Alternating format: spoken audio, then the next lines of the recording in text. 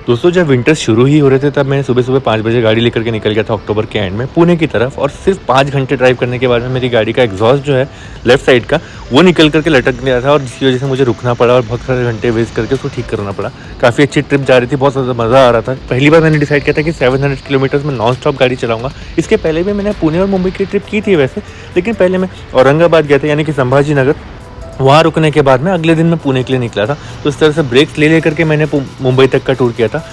लेकिन इस बार अलग ये है कि पुणे तक लॉन्ग स्टॉप जहाँ था और मुझे लगा कि जल्दी निकल जाता हूँ, जल्दी काम हो जाएगा, बट बीच में कुछ गड्ढे ऐसे आए जिसमें मेरी गाड़ी का एग्जॉस्ट जो है झटके की वजह से थोड़ा सा निकल गया है। हो सकता है स्क्रू पहले से लूज़ हो, लेकिन ये जब लटक गया था तो उसको ठीक करना था। और मुझे बहुत ही नियर बाय में एक छोटा सा रेस्टोरेंट का ओनर मिल गया और उन्होंने मुझे हेल्प की। उतार लेकर के मेरी तरफ आए, उन्होंने देख लिया था कि मेरा जो एग्जॉस्ट पाइप है वो लटक रहा है, तो वो मेरी तरफ आए, लेकिन मैं भी उनकी तरफ बढ़ने लगा। उनको नहीं पता था कि मैं खुद ही वापस आ रहा हूँ, but anyways he raised his helping hand and I was very happy. And ऐसे लोग जब रास्ते में मिल जाते हैं ना, आप लोगों की तकलीफ कम होती है, आपको हेल्प तो मिलती ही है, क्योंकि ऐसे वीराने से रास्ते पर अगर हेल्प नहीं मिली तो बहुत ज़्यादा घंटे और वेस्ट हो सकते हैं। सोचो मेरी 207 किलो की बाइक को अगर मुझे धकेलते हुए लेके जाना पड़ता कहीं पर, तो मुझे कितना ज़्यादा प्रॉब्लम हो सकता था, क्योंकि एग्जॉस्ट पाइप लटक रहा है, घिस रहा है, और वो घिस घिस के ना बहुत ज़्यादा घिस चुका है, वो दिखता भी है। मैं अभी थोड़ी देर बाद दिखाऊंगा भी। उसको लेकर के मैं कैसे गाड़ी चला सकता था इतनी हाई स्पीड वाली। और वो जो लटक रहा था उसको हम लोगों ने जुगाड़ से बांधने के लिए बस एक तार लगा दिया फिलहाल। बाद में आगे मुझे एक मैकेनिक चाहिए था जो मुझे इसको प्रॉपरली नट फिटिंग के साथ हेल्प कर सके। मैंने ना गूगल मैप पे चेक किया तो ये घिसा हुआ जो साइलेंसर इसको वापस से इंस्टॉल कर देने के लिए मुझे नट वगैरह की अच्छी प्रॉपर फिटिंग चाहिए थी। तो मैं रॉयल एनफील्ड का सर्विस सेंटर ढूंढ रहा था, बट मुझे याद आया आज तो संडे है, संडे को तो बंद रहेगा। फिर मुझे एक लोकल गराज चाहिए था। मुझे थोड़े ही आगे चल करके महकर के पास में एक लोकल गराज मिल गया जहाँ पर मुझे नट फिटिंग वगैरह के लिए हेल्प प्रॉपरली मिल गई। लेकिन जब से ये गिर गया था एग्जॉस्ट, तब से उस गाड़ी के एग्जॉस्ट में आवाज़ बढ़ गई। अब सब लोगों को आवाज़ बढ़ी हुई एक अच्छी बाइक में पसंद तो आती है, बट मुझे ना ऐसा लग रहा था ये थोड़ा सा डिस्टर्बिंग भी है और कहीं कुछ प्रॉब्लम ना आ जाए। तो मुझे नोटिस हुआ कि एक सील जो आती है एग्जॉस्ट पाइप पर लगाने के लिए, मतलब मफलर पर लगाने के लिए, वो सील जो है शायद कहीं गिर गई है। उसको वापस से इंस्टॉल करना था, और वो इजीली हर कहीं नहीं मिलती, क्योंकि ज़्यादातर लोगों के पास में जो एग्जॉस्ट सील होती है वो बुलेट 350 के लिए होती है, GT 650 के लिए नहीं। इसको मुझे पाना है अगर, तो मुझे प्रॉपर सर्विस सेंटर में जाना पड़ेगा, या फिर इसके जो रॉयल एनफील्ड के ऑथोराइज पार्ट सप्लायर उनके पास जाना पड़ेगा। वो चीज़ के लिए मुझे वेट करना था।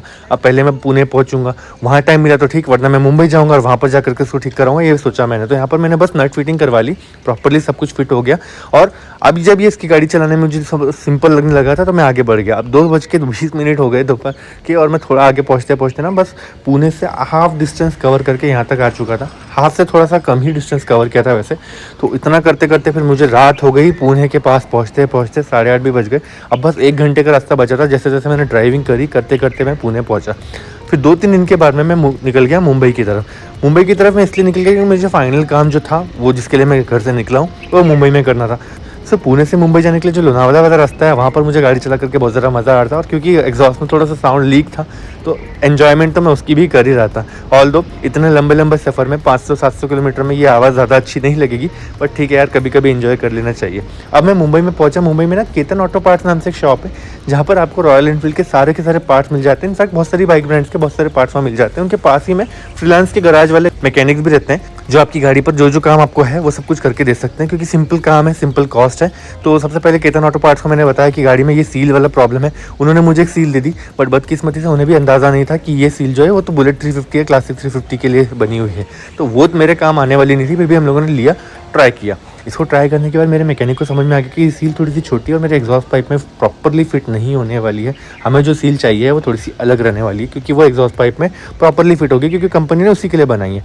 अब हमें 2-3 और रॉयल एनफील्ड की शॉप ढूंढना पड़ा जो इसी एरिया के आसपास में कहीं पर थी, तब जा करके हमें प्रॉपरली वो सील मिल पाई जो इसमें फिट होगी। इतनी सारी शॉप्स घूमने के बाद मुझे रियलाइज़ हो कि मेरी गाड़ी वैसे तो रॉयल एनफील्ड की है और सर्विस नेटवर्क भी रॉयल एनफील्ड का डिसेंट है, बट अगर 650 सीसी वाली बाइक में कुछ प्रॉब्लम आई ना तो कभी कभी आपको तकलीफ हो सकती है। तो जस्ट मेक श्योर आपकी गाड़ी जब आप किसी वीराने पे या हाईवे पर चला रहे हो तो तकलीफें कम से कम हो, रिस्क कम से कम लो। खास करके जब आपको गड्ढे वगैरह नजर आए तो कूदाओ मत। मैंने इस गाड़ी को गड्ढों में बहुत ज़्यादा कुदाने के काम किए हैं। फिर उसके बाद में जब सील नहीं मिल रही थी बहुत सारे उसमें एक्सपेरिमेंट भी करके देख लिए, बहुत सारी चीज़ें की है यार, जिसकी वजह से मुझे लगता है कि यार थोड़ा सा ध्यान रखना पड़ेगा। आप इस गाड़ी को मैं लॉन्ग टर्म तक रखना चाहता हूँ अपने साथ में, क्योंकि ये कैफे रेसर मोटरसाइकिल है, अभी चालू है, अच्छी चल भी रही है, डिमांड में भी है, पता नहीं कब बंद हो जाए। तो अपने पास कलेक्शन में रहनी चाहिए। हो सकता है 10-20 साल के बाद में भी लोग पूछे रहे कौन सी बाइक है, बढ़िया लग रही है। सो अगर ऐसी बाइक अपने को लॉन्ग टर्म के लिए रखना है तो उसका ध्यान रखना पड़ेगा। फिलहाल जब सील वगैरह हम लोगों ने लगाकर देखी, ये काम नहीं आ रही थी। अब हमें और भी दूसरी शॉप्स में जाना है फाइनली, जैसा मैंने पहले बताया था। उन शॉप्स में जा कर के हम लोग ढूंढेंगे इसकी एक्यूरेट सील जो इसको काम आए। इसके लिए इसमें एग्जॉस्ट का जो पाइप है इसको हम लोगों को लेकर के जाना पड़ेगा, ताकि वो सील जो है वो मेजर करके ले सके, मतलब फिट करके देख सके कि इसमें फिट हो रही है नहीं है, इसके लायक है या नहीं है।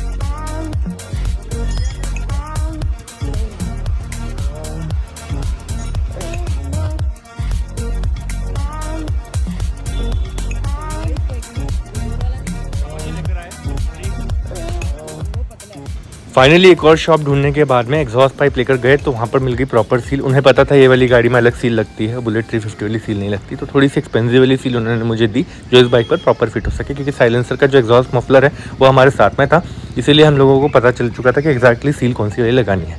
अब ये लेकर के जा रहे हैं वापस और उसको फिट करेंगे। फिट करने के बाद में फिर टेस्ट करेंगे वो जो नॉइज़ है जो लीक हो रही थी वो तो कम होनी ही चाहिए और फिटिंग जो है वो मजबूत होनी चाहिए।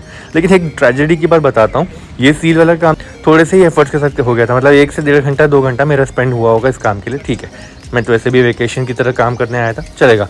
लेकिन सबसे बड़ी प्रॉब्लम तो तब हुई जब मैं मुंबई से पुणे, पुणे से आगे नांदेड़, नांदेड़ से होते हुए नागपुर आने वाला था और वहाँ पर मेरे 3rd गियर का प्रॉब्लम हो गया और वो प्रॉब्लम बहुत ज़्यादा एक्सपेंसिव होने वाला था।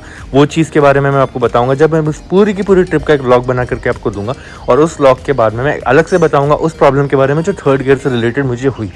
उस वाली प्रॉब्लम को इतना पीसफुली मुझे आपको समझाना है कि इस गाड़ी में प्रॉब्लम मेरी वजह से हुई या गाड़ी की वजह से हुई या क्या हुई, वारंटी क्लेम मिला नहीं मिला, क्या क्या प्रॉब्लम मुझे फेस करने पड़े, कितना खर्चा मेरा हो गया और क्या क्या हेडेक मेरे को रहा, गाड़ी से मुझे कितने दिन तक दूर रहना पड़ा, वो सब चीज़ें मैं बताऊंगा। अगर आप सच में अपनी बाइक से बहुत ज़्यादा प्यार करते हो, आपका सपना है कि अगर बड़ी वाली पावरफुल बाइक आपके पास हो, चाहे 650 सीसी हो ट्विन सिलेंडर वाली या फिर 1000 सीसी हो 4 सिलेंडर वाली, आपको ये वीडियो मेरा ज़रूर देखना चाहिए जो मैं आगे आपके साथ शेयर करने वाला हूँ, जिसमें बाइक को संभालना और उसको मेंटेन करना, सारे खर्चे करना और अपना एटीट्यूड वेल प्रिपेयर्ड रखना, ये सब चीज़ों के बारे में मैं बताऊँगा।